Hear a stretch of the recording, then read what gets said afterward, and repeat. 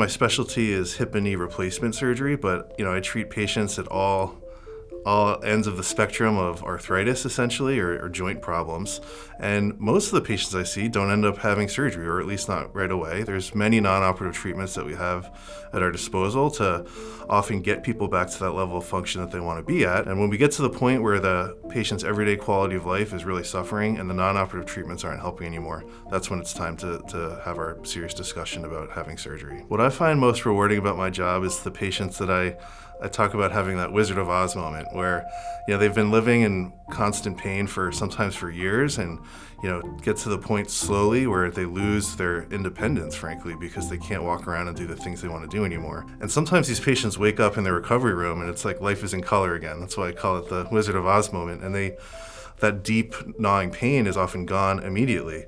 And the expected post-operative pain is usually well controlled and quickly gets better. So it's very rewarding to see that happen and then have the patients come back to see me in a couple weeks and very quickly getting back to their activities.